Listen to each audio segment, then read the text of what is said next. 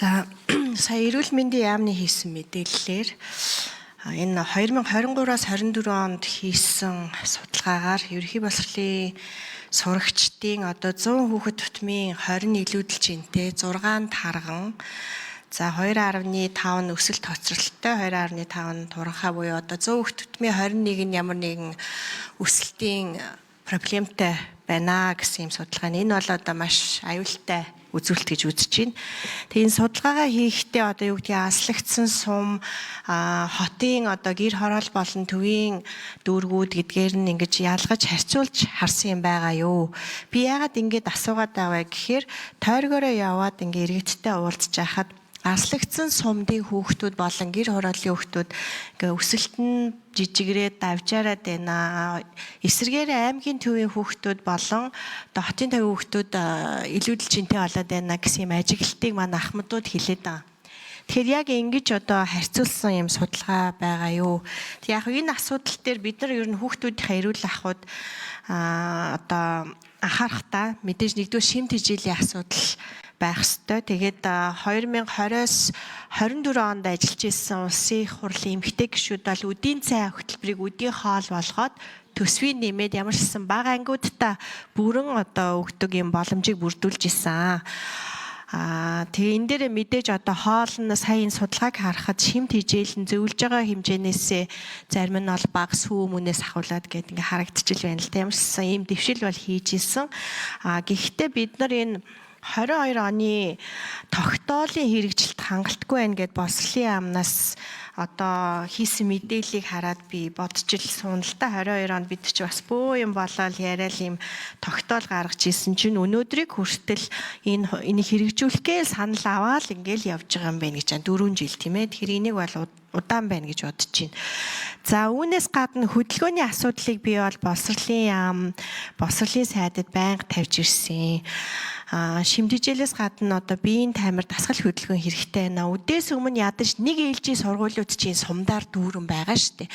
Үдээс өмнө танхимын цаг, үдээс хойш биеийн таймар, спорт, урлаг гэдэг дасгал хөдөлгөөний цаг болгоотгоо чи. Ядаж хүүхдүүд чинь 3 цаг 30 минут хүртлийн нэг ээлжийн сургуулиуд гар утаснаас хол тэгээд биеийн дасгал хөдөлгөөн хийгээд ингээд байж ах тэн чи бэлэн багш нь байна. Бэлэн спорт зал талбай юу гэдгийг болохгүй гадаа гараад бас хичээл хийдэл гэж болно шүү дээ. Ялангуяа дулаан болсон үед өвлч гэсэн гулгуулад ингээд байж болно. Яагаад энийг хийчдэг юм бэ? Энэ бол ерөөсөө маш хурдан хийх ажил шүү дээ.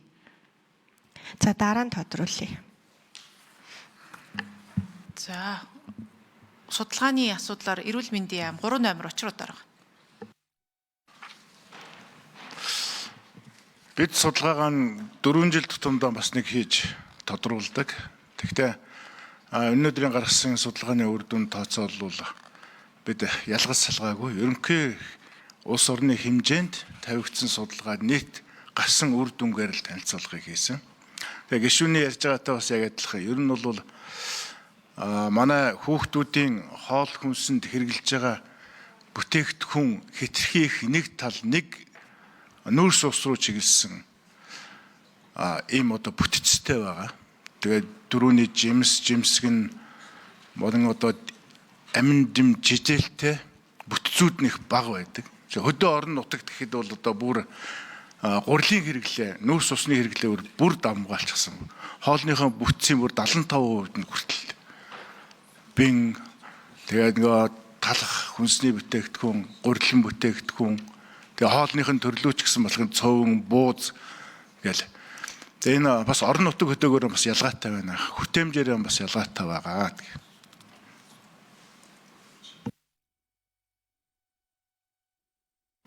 Боловсролын яам хүртээмж дугуулны секц ажиллуулж эрүүл мэндэд анхаарах талаар 1 номер бачаргал дарга 1 номер. За ундрам гишүүний хэлсэн саналтаа бол бүрэн санал нэг байгаа.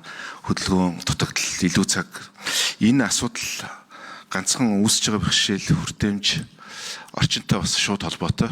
2 ээлжээр хичээлж байгаа энэ тохиолдолд дунд хугацаанд бол хүртээмжийг нэмэгдүүлэх чиглэлээр нэг ээлж рүү шилжүүлэх түүний дотор нэг ээлжтэй болсон тохиолдолд одоо ч бас нэг ээлжээр явагдаж байгаа сургууль ерөнхий боловсролын сургалтын үйл ажиллагаанд бол хөтөлбөр дээр бол биеийн тамирын цаг за бусад одоо ер нь бол одоо хамгийн том сорилт болоод байгаа энэ дэлгэцийн хамаарлыг багасгах энэ хөтөлбөрүүд бол ороод явж байгаа. Гагцгүй сургалтын орчин ялангуяа нийслэл готод бол нэг ээлжтэй сургууль бол төдийлөн хангалттай биш байгаа нөхцөлд бол энэ хичээлээс гадуур сургалт үйл ажиллагааг бол бид бол илүү нэмэгдүүлэхийн тулд эхний ээлжинд энэ хүртээмжээ нэмэгдүүлэх асуудалд бол тэргүй ээлжинд анхаарч шийдвэрлэхээр байгаа. За тогтоолын хэрэгжилт хангахгүй хойшлоод байна гэдэг нь бид Нэг номер нэмэлт 1 минут.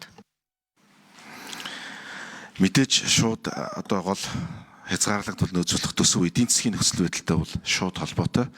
Тухайлах юм бол одоо дунд ангид үдийн хоолой хөшөглөхийг зөвхөн дунд ангид нь одоо 167 тэрбум төгрөг зөвхөн ахлах ангид нь салгаж ягаад 104.5 тэрбум гэдэг ингээд бага ангитайгаа нийлэх юм бол жилд 478 тэрбум төгрөгийн хэрэгцээ шаардлага бол үүсдэг. Энийг бид бас үе шаттайгаар гээд анги болгоноор нь бас тооцоогоо салгаад одоо дунджаар нэг 40 орчим тэрбум төгрөг 6 дугаар анги 7 дугаар анги гэх мэт ингээ анги болгоноор бас гаргасан байдаг. Мэдээж шууд бол энэ бол эдийн засгийн нөхцөл байдалтай их усүртэй шууд холбоотой байдаг учраас боловсролын яамны тухайд дангаар шийдвэрлэх бас боломжгүй нөхцөл байдлын үүднээс эдийн засгтайгаа уялдуулж хойшлуулах тогтоолын хэрэгжилтийг хангах тухайлсан заалтыг хойшлуулах юм шийдвэр улсын хурал дээр холбогдох байнгын хорон дээр бас гарсан байдаг.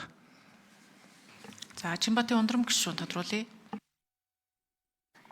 За эрүүл мэндийн яам та цуглуулсан датагаа одоо ингээд аслагдсан сумыг ялгаад аймгийн төвтэй ч юм уу ингээд харьцуулах юм боломж байхгүй юу? Хэрвээ ийм боломжгүйгээр энэ судалгаа хийсэн бол таад маш муу чанаргүй судалгаа хийсэн байна. Өнөөдөр ч одоо 2026 он шүү дээ. Өчнөө мундаг судалгаа хийдэг хүмүүсийн их сургуулиудаар дүүрэн байна. Болохгүй бол би хийгээд үгүй.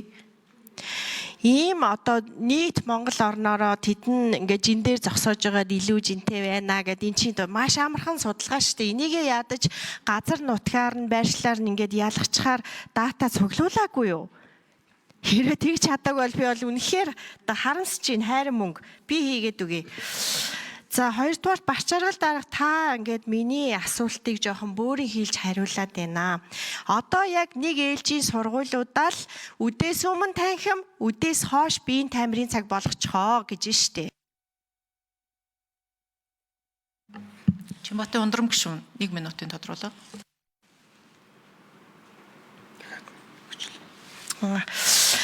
За тэгэхээр одоо биш үү жишээлбэл Сэлэнгэ аймгийн Түшиг сумын сургууль нэг ээлж.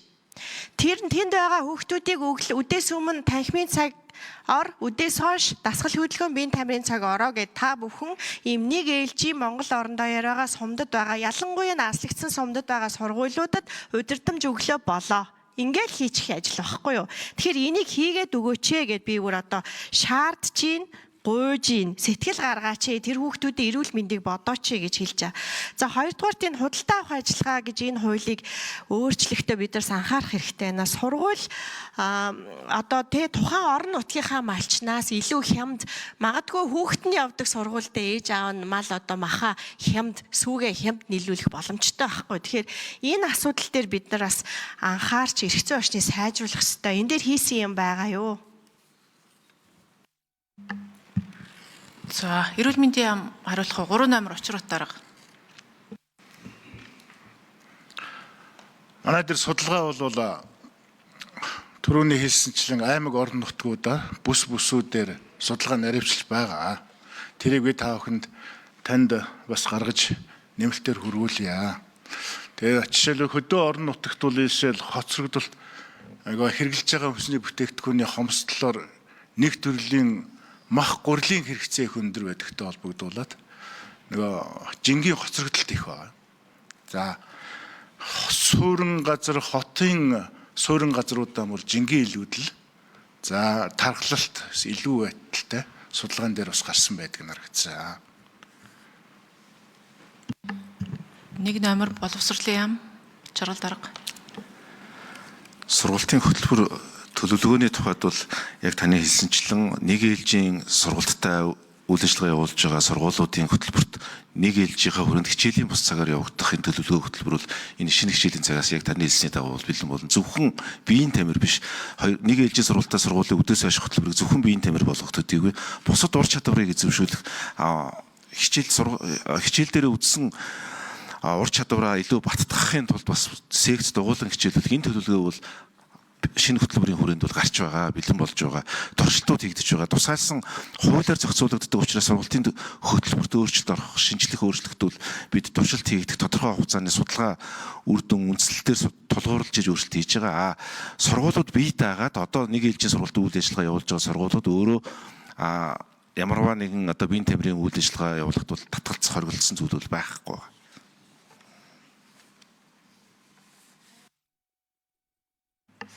Хаан туршиж байгаа вэ саяныхаа тэр хөтөлбөрийг нэг номер